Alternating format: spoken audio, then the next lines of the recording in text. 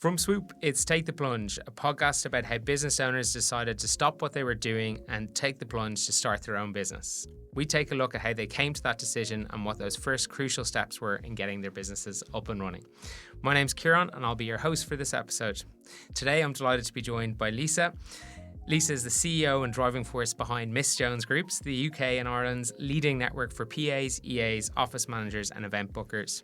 Originally from Dublin, great place, and with a background in events, Lisa took the bold step to acquire and scale Miss Jones into a tech-enabled platform connecting professionals with curated events, suppliers and exclusive experience.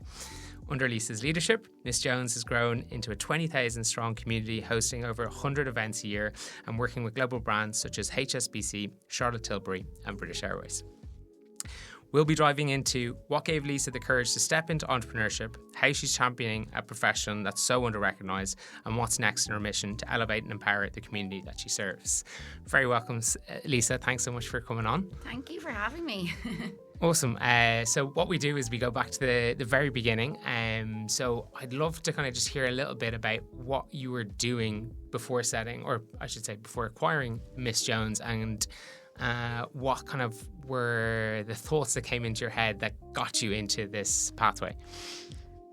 So before I moved to London and Dublin, I was kind of involved in the whole nightclub sphere and running nights for students and junior nights at all of kind of Dublin's nightclubs. And I was working for a company called Signature Group, and I'm sure you know James, and I was working there for quite a few years, and I always kind of felt I was, doing these things and working for other people, but I never kind of felt like I had the confidence to be able to do it myself. And I really always wanted to move to London, and at the time James was moving to New York and everything was kind of changing a bit, and it kind of felt like the right time to kind of really kind of take the leap and move to London. So I didn't really have a plan, and within kind of 2 weeks I just made a decision that I was moving to London. Right. And it was so unlike me because I'd always had a job and there was nothing in place. So I moved over to London, and I just thought I'd be a really good EA or a PA because I was really, really organised, and I did want to get out of the nightclub stuff, but I did like the event side of things. So I started going for interviews to be a PA or an EA, and none of the recruiters were kind of putting me forward for things because I didn't have the experience. And that kind of was quite frustrating because I was like, if I got in front of someone, I'm sure like if I showed them how I'd organise their calendar and their life, I'm sure, they'd be open to having a further conversation with me. And that was really tough. And then basically I was in my friend's for Pancake Tuesday, and her friend worked for a yacht broker company. And she was like, have you spoken to Miss Jones? They're like a community for EAs and PAs, and they might give you some advice on what to do. So I was like, oh, okay. So I messaged them and I kind of said my situation, and then they said that they wanted to meet me like the next day and talk about it. And I didn't really know what they were because you couldn't really see what it was, or I just kind of knew it was some sort of community. And at this, then I kind of slept on it. And then the next day I was like, what? I don't want to meet another recruiter who's going to tell me that I think I need to just go back into the nightclub world and just get a job back in nightclubs. So I tried to decline the interview. And they were like, oh, well, this is actually a job to work with us. We've just acquired the company from someone else. Would you be interested? And I was like, oh, okay. Yeah, I'll come meet you. So I went and met them, and it was a dad and his son. They were entrepreneurs and they had lots of businesses, and their main business was travel concierge and looking after the VIPs and stuff in Heathrow. So they really wanted to be involved with it to, get in with the PAs and the EAs and get them booking their travel concierge. But they said that they basically had this network of, it was about 200 EAs at the time, and what we could do to really nurture that network. And I think with me, when I was applying to all these PA and EA roles, I kept kind of seeing this. Basically, most places were asking for a little black book of contacts. And I was like, how is anyone, if you just moved to London, meant to build up your little black book of contacts. So that was kind of the idea was, okay, I'm going to form this little black book for EAs and PAs so that they can, come to us, and then we have all those connections for them and put them in touch. Amazing.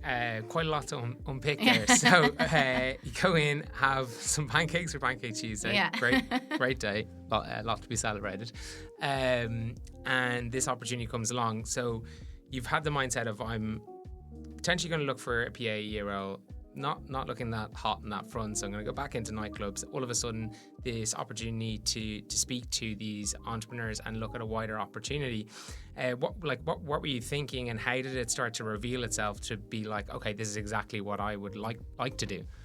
I think at the time it was just like, get a job and then just go with the flow and see. And I am someone that believes in, if opportunities come, like, to take them. Like, you just don't know what's going to happen. And I always think when stuff presents itself, like, people should just go for it and see. Like, you can always, if it doesn't work out, you can always look for something else. And I kind of just wanted to get a job and get I just wanted to get myself on the ground really here. And I just thought it was really interesting because no one was really tapping into that market, and you can, really understand, like, all these EAs and PAs, they have so much control over businesses and so much buying power, and they're these decision makers, and they're just so important in this world, and they're often kind of overlooked almost on how important they are. And I think that's what really interested me. And And how did you start to kind of, I suppose, take control of Miss Jones Group in terms of taking what you'd learned before and starting to set your own vision for it as a business? So I think in Dublin I was used to kind of running these events where we had to sell tickets for about 1,000 people, and I was used to kind of numbers and things like that. So with this, it was like, okay, I basically was like, I need to grow this network. What is going to get people to come to these events and meet them? So in my head, I was like, if I got invited to a really nice restaurant or a really nice hotel, I'd want to go to that. So I approached places like Hakkasan, the Ritz, who were all really, like the Shard, who were all really like on board because they wanted to get these people in to meet them, and just started doing like these events in these really nice places. And from that, the network it was free for them to attend, and the network just kept growing and growing, just from word of mouth, and just putting on really nice things for them and making them feel important. I think that's, their bosses get invited to all these places all the time, or they're dining at all these places, but the PAs are the ones booking these things and never, actually get to experience them half the time. So yeah, because I'm curious to unpick that, because you mentioned there was a existing platform of 200 PAs at the time, and as you mentioned at the beginning, it's now 20,000. So you've 100x that, which is pretty incredible. What was it? Was it purely word of mouth, or was there other tactics you were using to grow out that community? It was literally just word of mouth, and like, we've never paid for any advertising to date or anything. We've been very fortunate, and for us it's about the quality of people rather than the quantity. And I think when I first got this list of people, it was people who loved kind of going out and having a good time. But as we started to really get to know the EAs and PAs, it was all about building like really good quality network, basically, of people who are responsible for booking these things. And I think now especially, I'm like, I don't want every Tom, Dick and Harry joining Miss Jones. I want it to be really exclusive, and so that they feel exclusive when they're part of this club. And I think that's what's most important for us. And how has that kind of system evolved? Because you mentioned at the beginning about the need to have a little black book to be able to open up these opportunities, whether it's access to events or even access to people. But from what I can see about the business now, you've definitely embraced technology. How have you kind of changed it from what it was in the beginning to allow you to understand your customers a lot better, and run it from a more platform-based experience? So it started out that all we were doing was basically just venues would come to us, they'd ask us to host the EAs, PAs, and then we'd host them, and that was it. Then it started evolving to EAs and PAs asking us if we could help them with their bookings. And with that just kept growing and growing. So I had to think up of a way of making a platform that they could either search themselves or inquire to us, and that we could get their inquiry out really fast to venues. So that's when we built our directory on our website. And then we built the directory, and then on top of that we built like a really good automation system for when they inquire to us and we do the venue finding concierge for them, to make it really fast, so that if you send us an inquiry, we can get that out within 5 minutes of you sending the inquiry, and they start to populate options to our clients really, really quickly. So it means that they're not like waiting days, or like we're not spending 3 hours building out a proposal with all options for them. It's all really, really quick.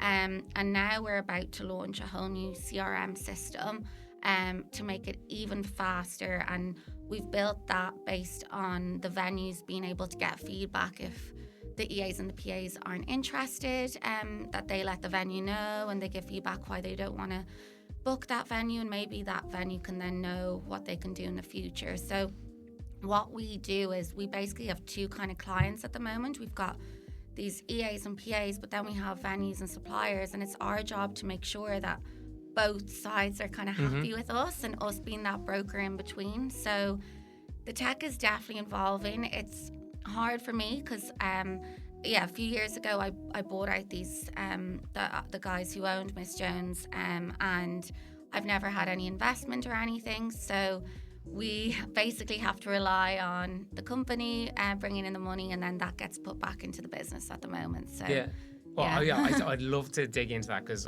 first of all, it's incredible that you've been able to do all of that without any external financing, because loads of people we've chatted to on this show have been able to get to a certain place because they've been able to tap into lots of different funding sources. So the fact that you're not just expanding the business, but being able to reinvest into things like technology is incredible. So kind of want to go down two different pathways there. Want to go into the acquisition side of things, but first, curious, how did you find starting to build out tech? Was that something you had done in the past? Because we've seen with previous business owners, it can be challenging if you don't come from a background, because you can run up a huge bill because you might not be familiar with the technology or don't speak the same language as a developer or engineer. And what was your experience?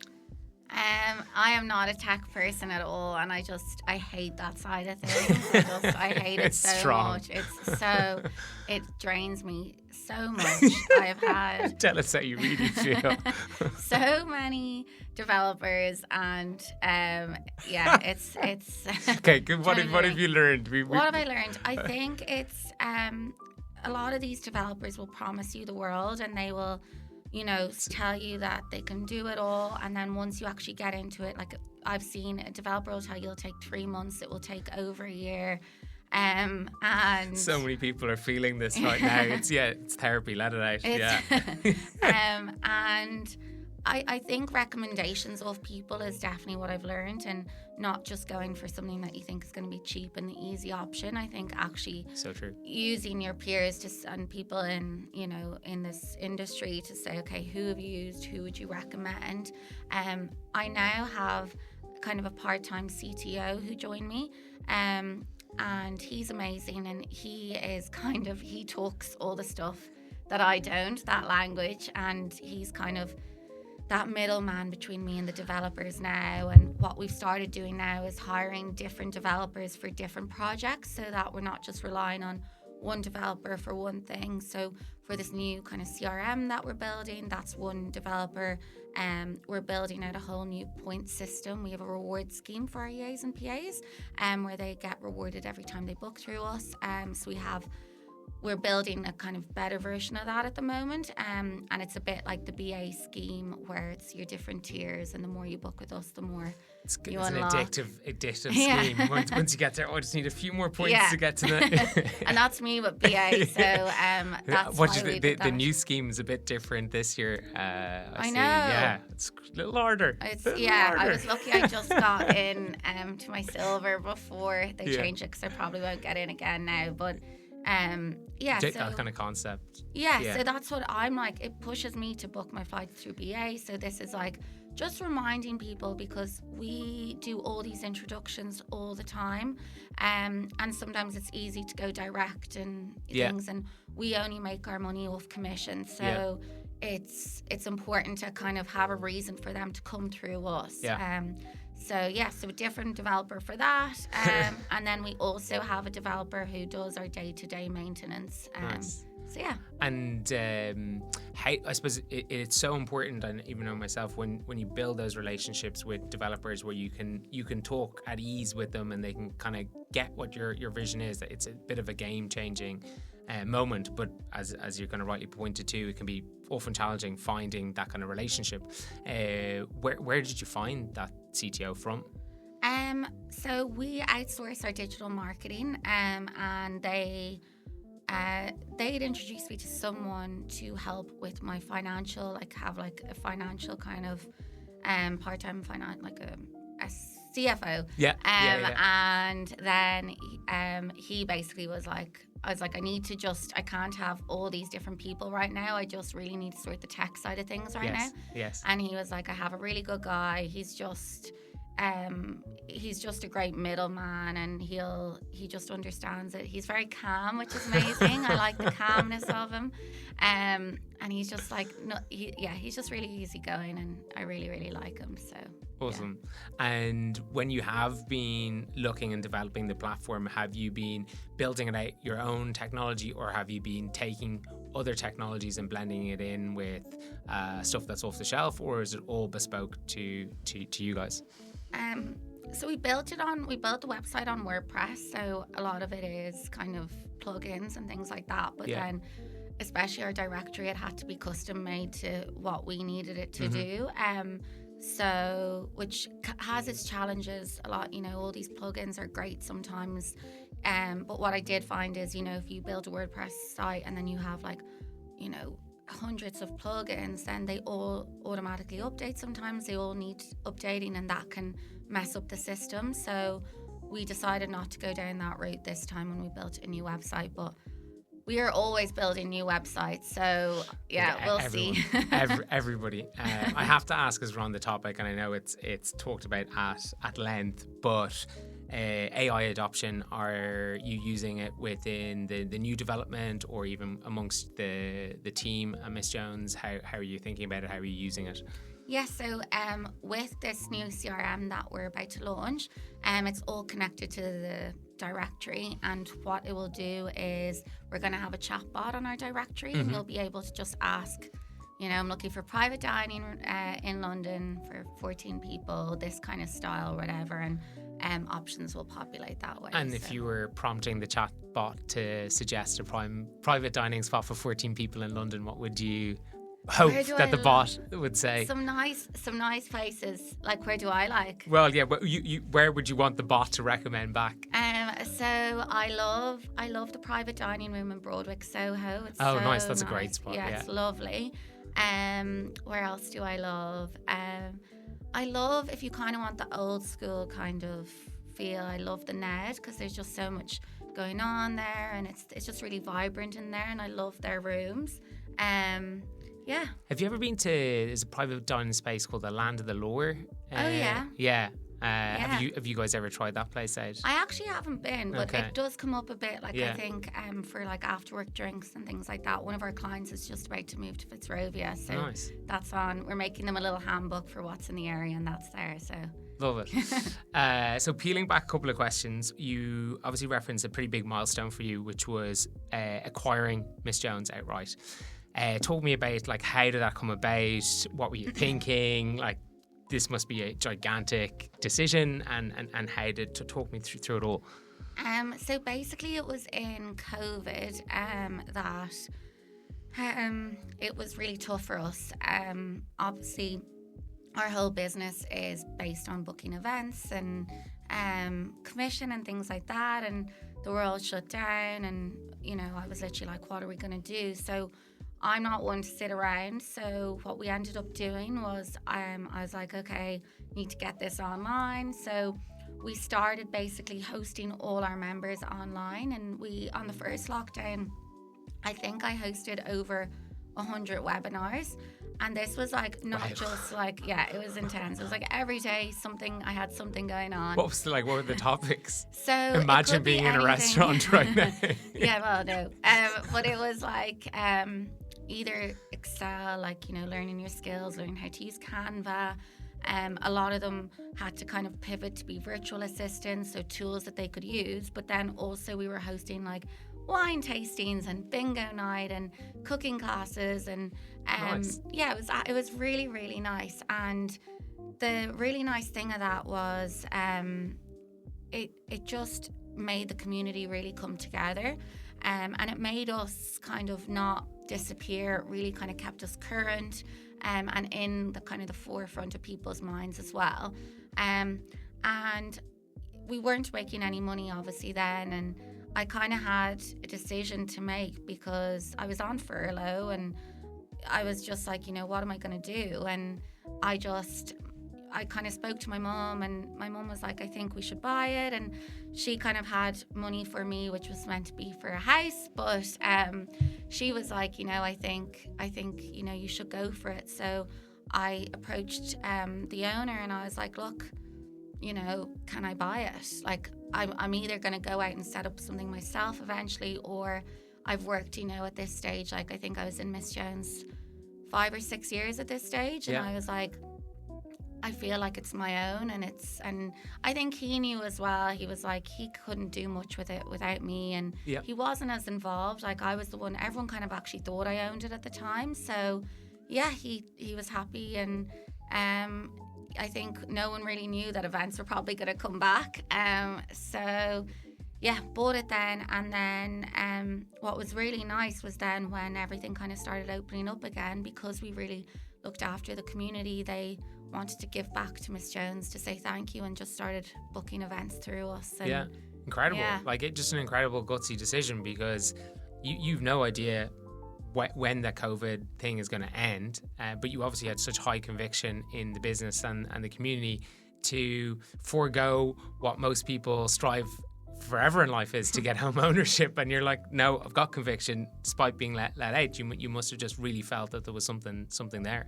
Yeah, I always knew in my gut, and I always think like that's a big thing, is like to kind of always trust I always trust my intuition on things. And I knew, like, I was like, there's no way we're all going to be locked in forever. And I did always think, like, when everything comes back, people are going to go, in with a bang, and they'll want to do big things, which they have. And I think events are bigger than they ever were now, to be honest. And yeah, absolutely. I suppose even digging into that, because like COVID aside, events, and maybe you think otherwise, but to me, it must be one of the most challenging things you can do, because there's just so many variables at play. How do you handle that between managing your own team, managing a venue, managing the client, and all the elements that go with it? Like, how do you handle the stress? Like, things will go wrong. Like, how talk me through that. I think I'm always like stressed internally, but I don't ever kind of show it. Yeah, and I try to be really calm. And I think, a lot of our clients, I know them so well at this stage, and I think what we've noticed as well is that people use us for last minute stuff all the time. But I think because of COVID, people stop booking things like, big ahead, like, months and months ahead. They kind of, everything is very last minute still. So that's where we kind of come in, and our job is to be in the know of, like, what's still open, what's closing. Like, there's been so many closures this year, and it's a really hard time for the restaurants in London, especially at the moment.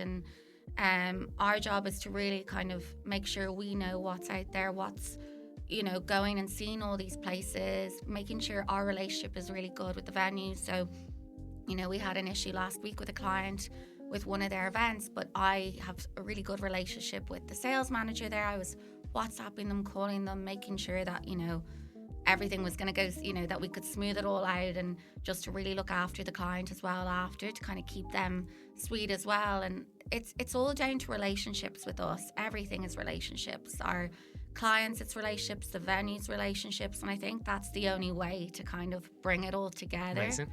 And trust as well, I think. Amazing. Well, one of the other massive challenges every business owner faces is people and talent, and bringing and fostering that within your own business.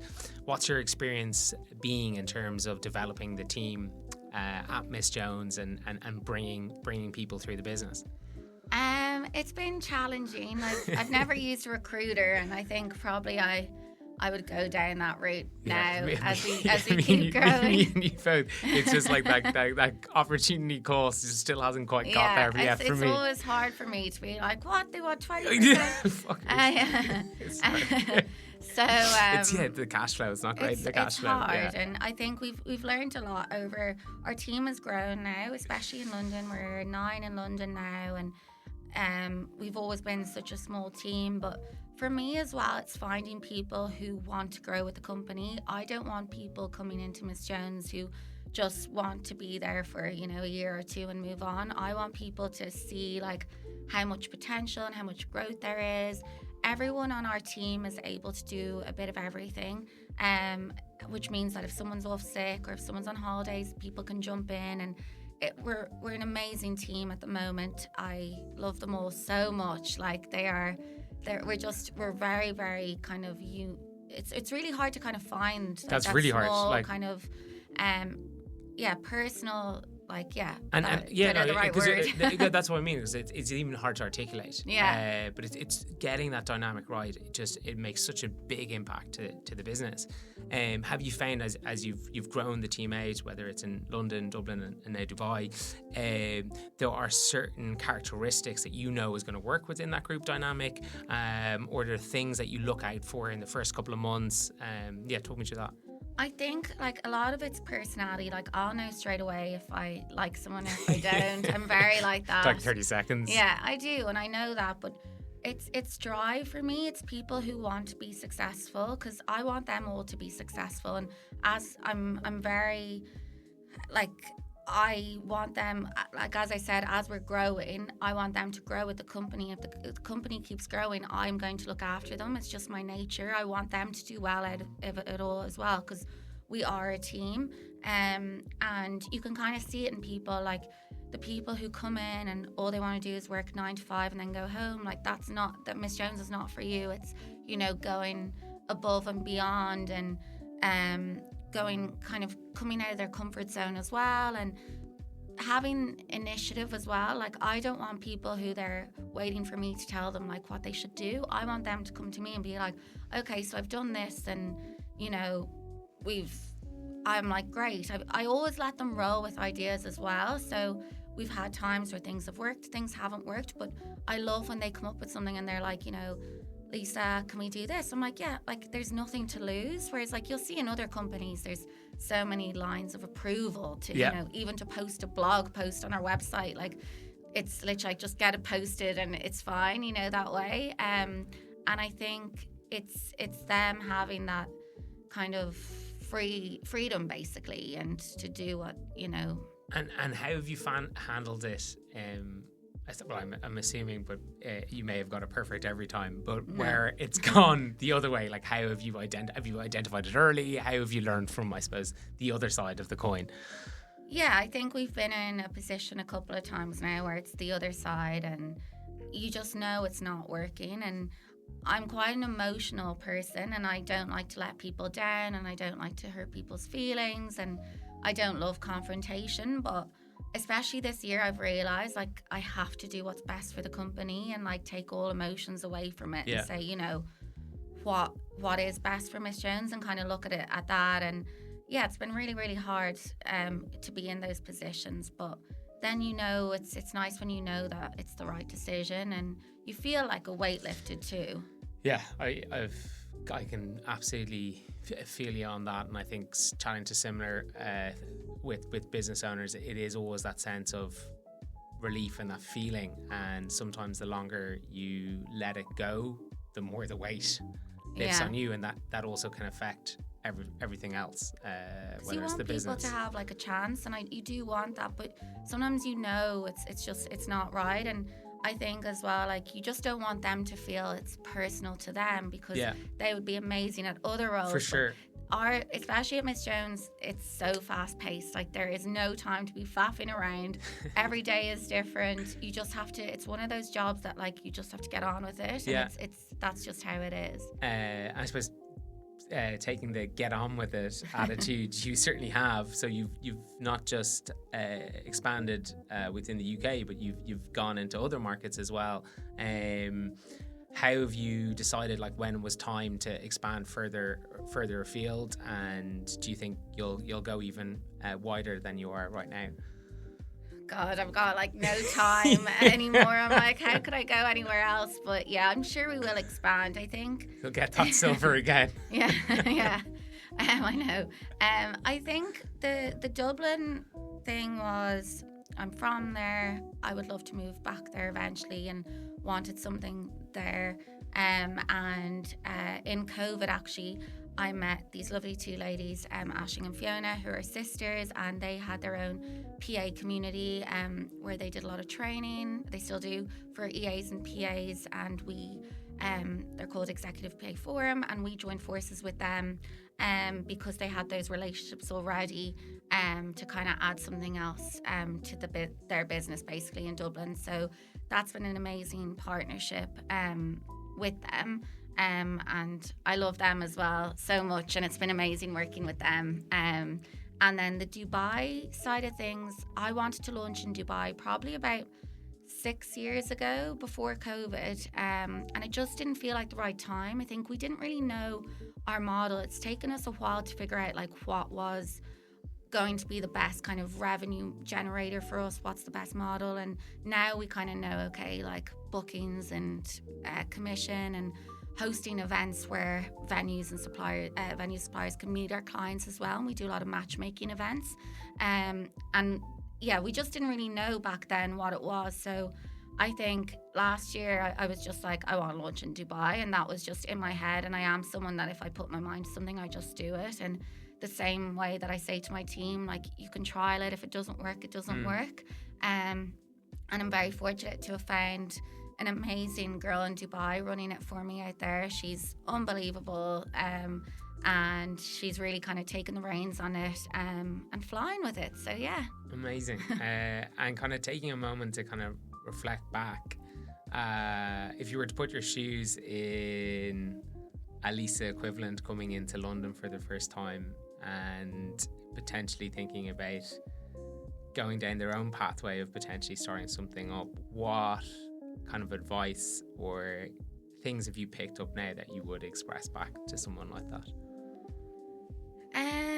I think one of the big things is knowing your worth, and, you know, actually, like, anyone who's moving and things like that, finding out like what is it you really want to do and how are you going to grow in that sector. Like, for me, I remember like in COVID, for example, my husband really he was like, I think you should, you know, get a job in a big company and do their events. And I was like, that's not me though. And there was a job going with Condé Nast, and he was like, I think it was Condé Nast or the Financial Times, and he's like, that's an amazing job, you can go for that. And I'm like, but I think Condé Nast's building is pretty vacant at the moment as well. But yeah, but I was literally like, I don't want, like, that's not me. Like, that's not my personality, and I don't want to be in a massive company where I'm one of thousands and it's really hard to grow. And again, getting all those like lines of approval to roll with something, and it just never would have been for me. So I think it's kind of for people figuring out if they want to do, you know, the big corporate thing, or they want to do something and join like a startup where there is so much opportunity and taking risks. And I think everyone should take a bit of a risk. Like, you don't have anything to lose. Like, you can always get a job, you can, you know, it's you just kind of sometimes just, yeah, I think be a bit risky in things and follow like what it is you really want to do. Amazing. And looking forward, what are you wanting to kind of achieve, I would say, in the next year to two with Miss Jones? What are you trying to do a little bit differently that you're not doing at the moment?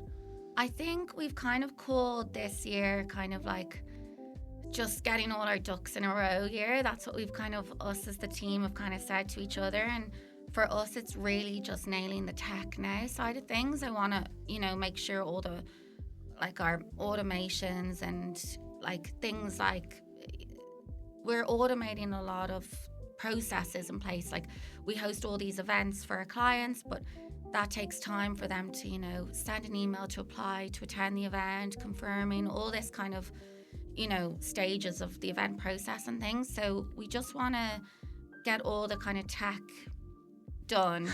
Easier said than done. You know, get our AI little bot Mini launched. Lisa. And Does it have a name? No, we'll have to think of a name. Do you have any ideas? No, geez, you're really putting me on the spot. Miss Jones is really good in its own right, so it's kind of got a bit of a sassiness just to it. teaching it. It needs to know like what's in my brain. Yeah. But Prompt. No, I think the tech it's just really sorting the tech, keep building our relationships with venues, suppliers, and our clients as well. I think that's amazing. Well, I can't thank you enough for coming on and sharing your amazing story. It's so cool to hear from coming in, arriving to the city, not knowing too much about it, to throwing yourself feet first into a business, then going and acquiring it when there was a global pandemic on, to growing it across 3 countries. Like amazing nuggets throughout there. So I'm sure a lot of people will get a huge amount of value from that. So thank you for giving us some of your time today, and can't wait to log on to Miss Jones and interact with the chatbot soon. Thank you so much for having me. Thanks so much, Lisa. That was great.